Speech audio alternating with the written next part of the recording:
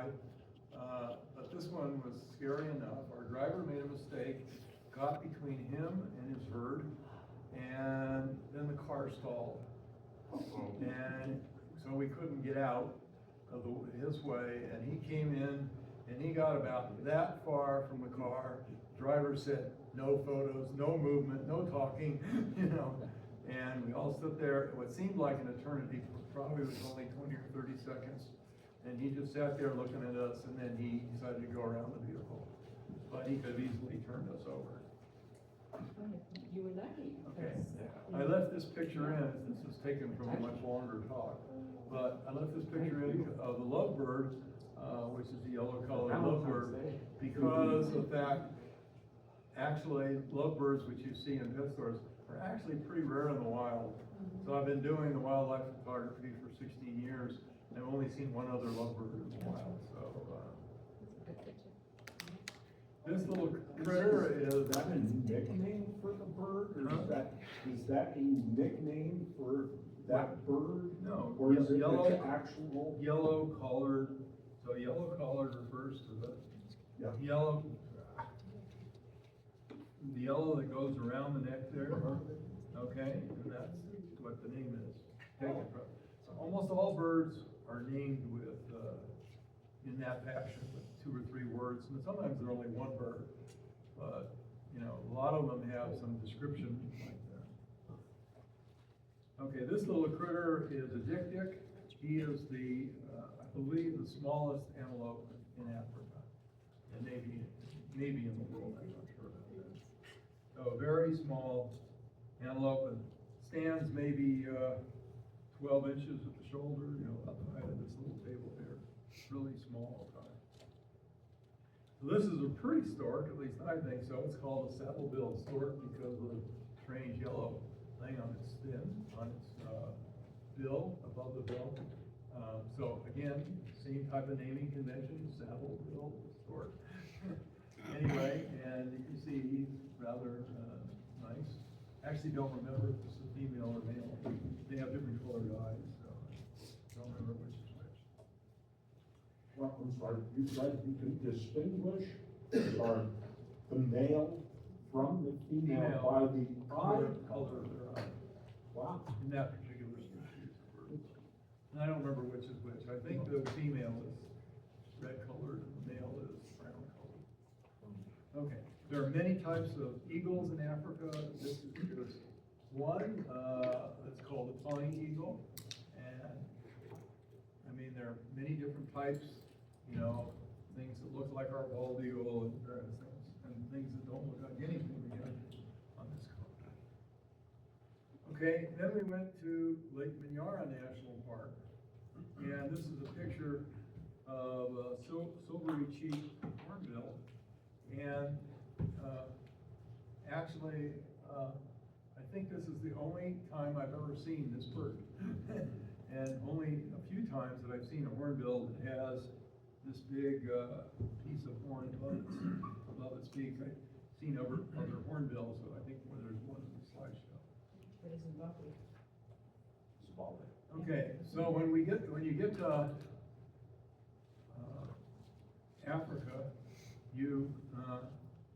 one of the more common animals you're going to see is an impala, and they have these really nice horns and stuff like that. And the guides say, "Oh, we just love it when we take first timers to see impalas because they just think they're so cool and they have to photograph them." And you know, and everybody is so excited and stuff like that. But it turns out that it isn't before long you have seen so many that you're tired of the impalas. But anyway, there is a picture of an impala. Now this is an interesting bird and not so common. It's a European roller, and the name roller comes from something, I've only seen it once, but when these birds fly, they sometimes actually roll over all the way and come around the other way, on the right side up again. And this one is a little rarer type and a more famous type that everybody knows, which I'll show you later, the lilac breasted roller. Okay, it was a very cloudy day when this picture was taken because it's very unusual to see hippopotamus out of the water, you know, in the daytime when the sun is out, they stay in the water to protect their skin. They're easily sunburned. Anyway, they were out of the water, pretty distant from us. But anyway, a lot of people have seen these pictures with the hippopotamus wide open. Now this, I think is the same two animals. Well, one was chasing the other now. And I was standing right next to Randy Hanna, except he had a 600mm lens. He took this picture, and the picture he took only occupied about that portion. And he sent it into the British Museum contest for Wildlife Photographer of the Year, and he was a semi-finalist, and he was very proud of that. Anyway, so it looks I didn't have a big enough lens. It looks like you have the older hippo on the left and the young one's challenging him. That's usually Yeah, what could we be, I don't know. I'm not an expert enough in hippopotamus. They didn't come this permit, they probably would have won and had the full picture like you. I don't know, I don't know, Okay. you know. Okay, this is a picture of a phenomenon which giraffes go through. It's a type of dominance play. Sometimes to get a mate, then it's not so friendly. Sometimes it's done to establish a place in the hierarchy, usually done by two giraffes of roughly the same stature in the herd. Anyway, what they do is they swing their heads around and they hit the other one in the neck. And it can be very violent, and it actually can, during the mating season, it can actually be very dangerous for the losing giraffe. This is a little bit of an unusual monkey called the blue monkey. Anyway, has a little bit of a blue tinge to it. Now, I don't know if you guys are familiar with sunbirds. If you've been in Eurasia or Africa, you may have seen them before. This is a collared sunbird, and sunbirds occupy roughly the same ecological niche that hummingbirds do in our North and South America. And they're nectar eaters and stuff like that. They have a beak adapted to that, but they can't hover. They're small birds, they're bigger than hummingbirds, and they can't hover the way a hummingbird does. But they do eat the same thing. Okay, then we went to Ngorongoro Crater, World Heritage Site, and when we got to this viewpoint, the guides told us, this place is unique in the world, you know? And I said, I don't think so. And they said, oh, it sure is. And I said, no, it's not. I live right next to a place that looks very much like this. So in actuality, if you do a comparison, which I did when I got home, Ngorongoro Crater and Valles del Caldera are very similar. They're both about 12 miles across.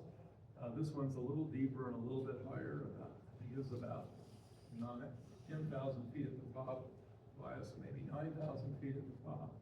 Both volcanic in origin. Both have a lot of wildlife. There's more wildlife in Ngorongoro Crater, but we certainly have herds of elk. We have mountain lions, deer, and stuff. Okay, I just left this in because I love pictures of birds with long tails. White up. And we saw two types of gazelles. This one is the Thompson's gazelle. So, now this bird you may have seen in various places.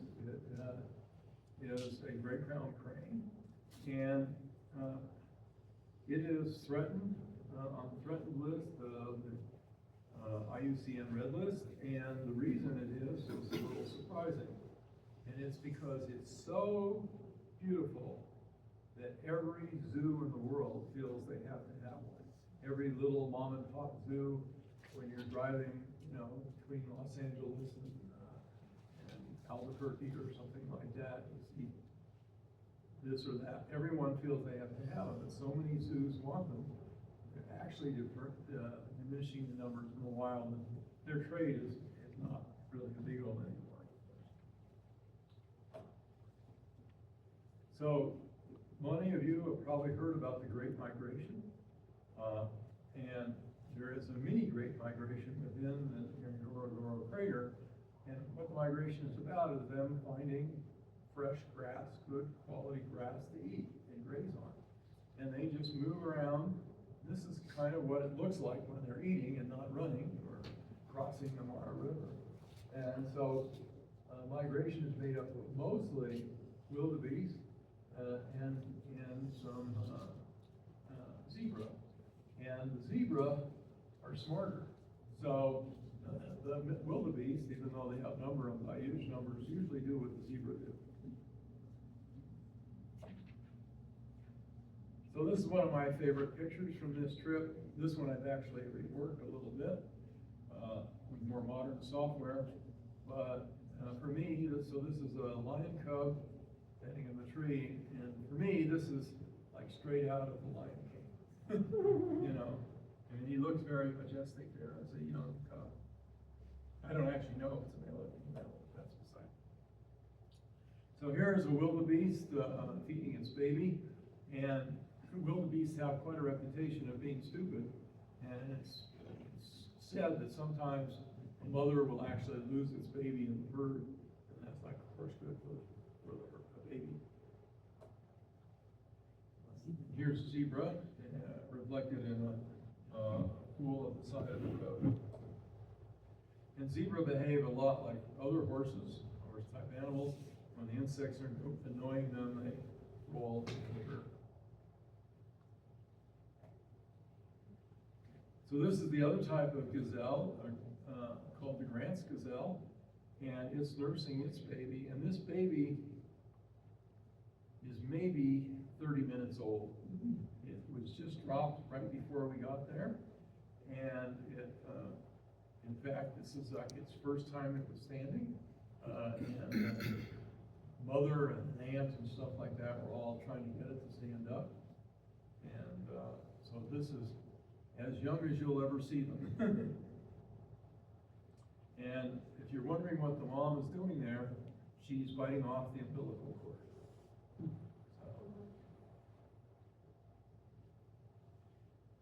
One of the most endangered species in this part of the world is the black rhinoceros. And the black rhinoceros, I think in this part of Africa, there's only about 500 left.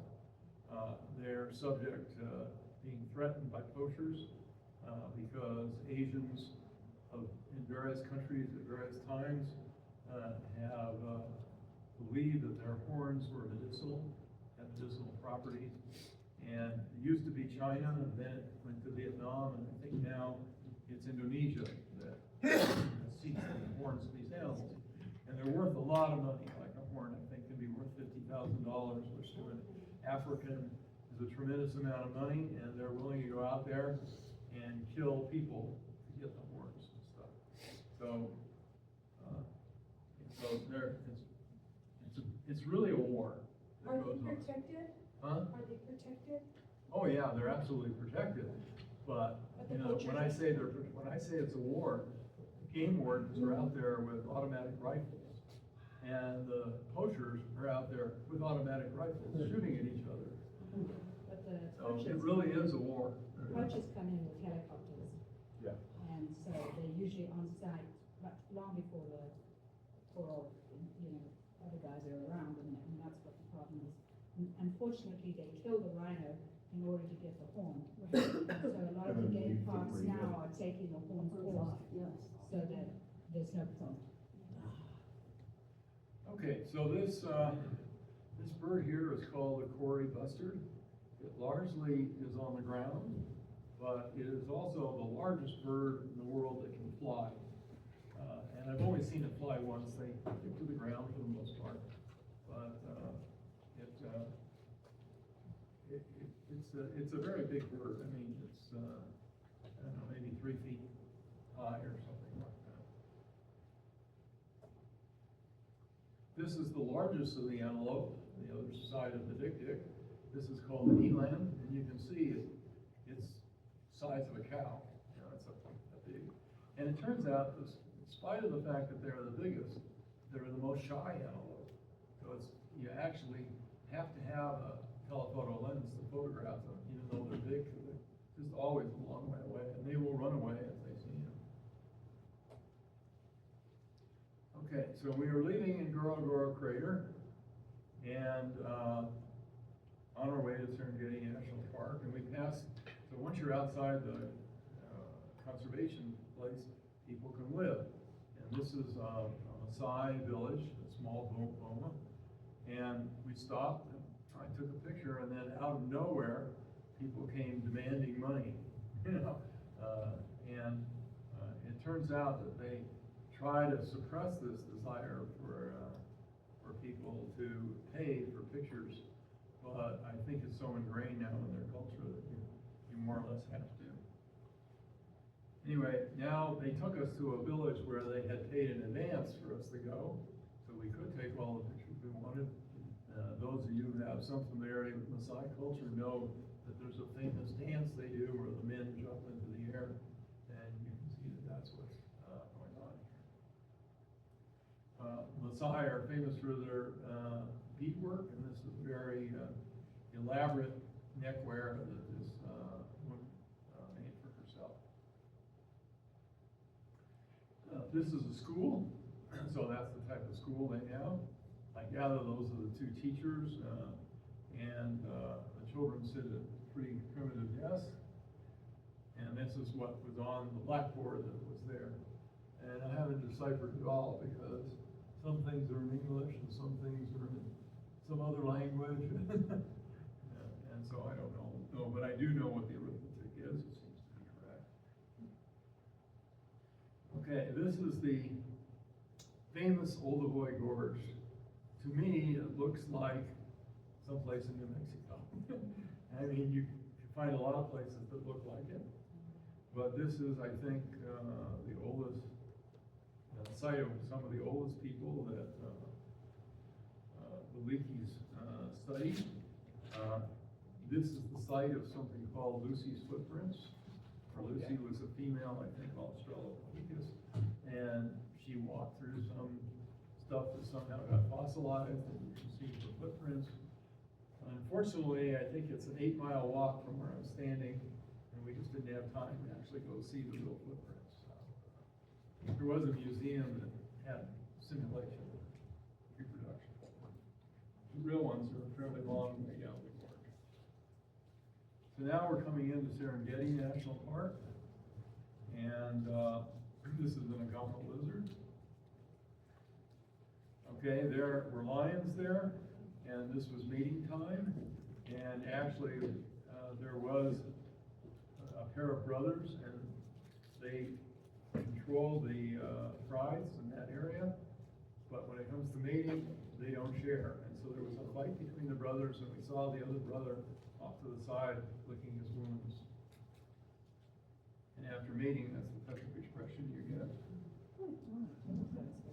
Okay, I think this tree must be a place that every tour must go see.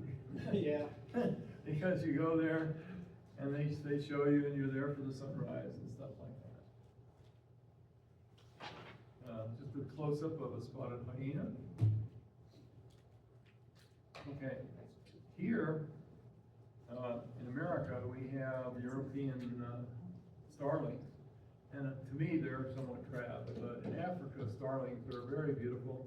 This is called the superb starling, and you can see it has fluorescent green and red and white and stuff like that. Is that a termite mound he's standing That's a on? termite mound, so. Okay, here's the star of the show. This is a female cheetah, and you'll see why in a minute. So she had 4 cubs actually, and 2 of them are playing off in the distance here, sort of roughhousing with one another. And all of a sudden, they took off like a bat, running as fast as cheetahs can run, which is pretty fast. So there he's running, or she, I don't know which the sex is. And this is what they're running for. So this is a picture of a reed buck that is being taken down.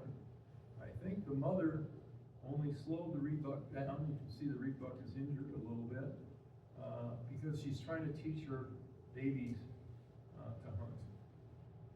so, there are actually five cheetahs in this picture. If you haven't figured it out, there's one right there, which is the tail. The others are easier to see. Okay, so the 4 babies and the mother, she's teaching them to hunt. And when I took this picture and got home, I said, can I really take pictures like this? I mean, you know, this is just like planet Earth or something like that. If I can do this, I ought to learn how to do it. Well, it was a real suck-in because I can tell you, in 16 years, I've not yet seen another scene like this one. But it's a very special picture to me. Anyway, so the cheetahs actually do not eat right away. They pull the carcass to some place where they want to eat it, and then they go lie down and rest from their hunt for about 20 or 30 minutes, and then they return to actually eat the animal. And they can't wait too long because something like a lion may come by and steal it from them. Okay, back to the Great Migration and dominance games. We talked about that earlier. This is a dominance game between zebras. Okay, this rock structure is called a kopje or a copy, and it's not spelled like the word copy that we're used to, but K-O-J-P-E or something. But it's a place where you're likely to find lions. Okay, before I get to the lions though, this is a lilac-breasted roller, and you can see it's really got fancy colors. And I have pictures of flight that I took later that are even more beautiful.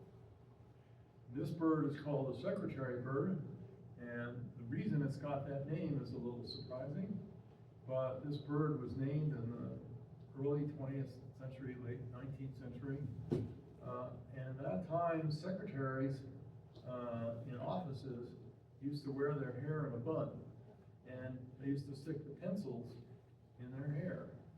And this bird looks like it has pencils sticking out of its head, and so that's how it got the name secretary bird. Notice what the plant looks like. Yeah.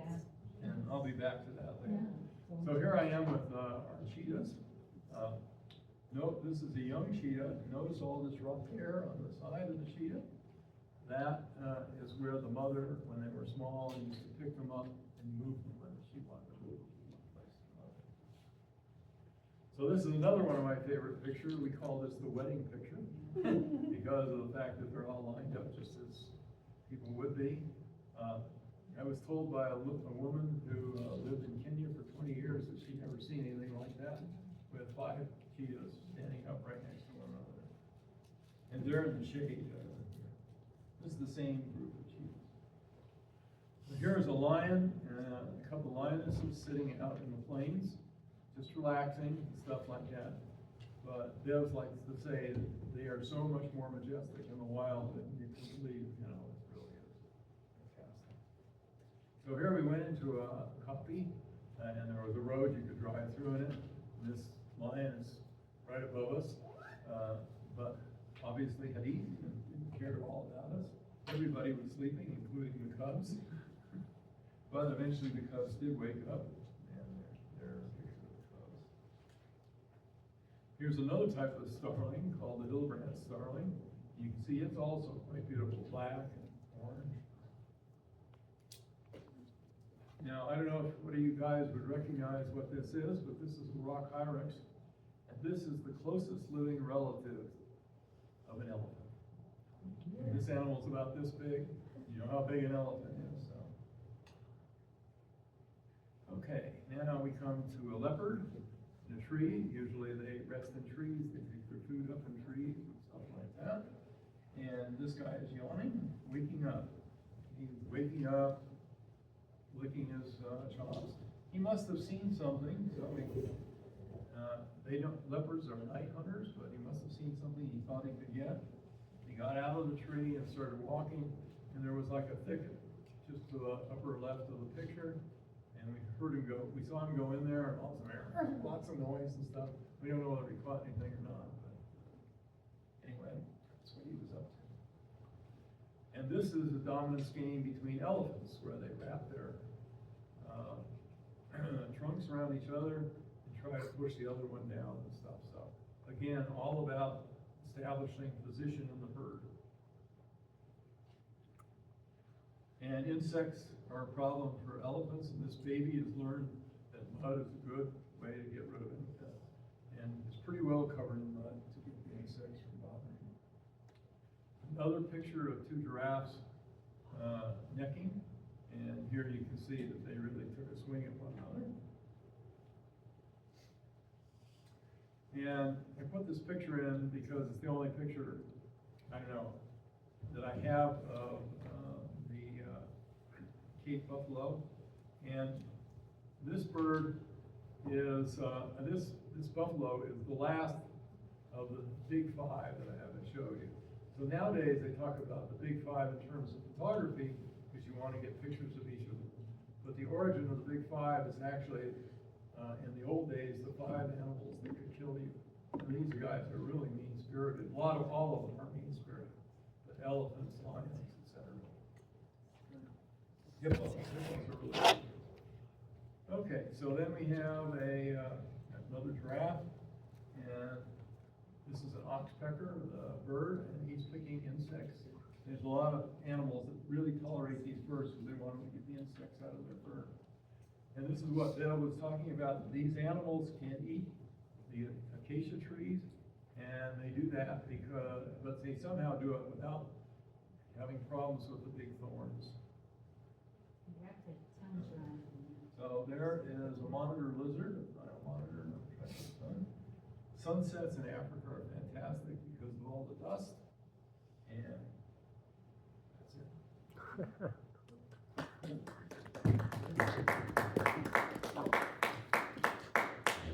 And consideration for everyone's time, we'll quickly have everyone stand up. We'll do the 4-way test. And as soon as we've done that, will you be here for some few more minutes and answer questions? Sure. Okay. So if everyone would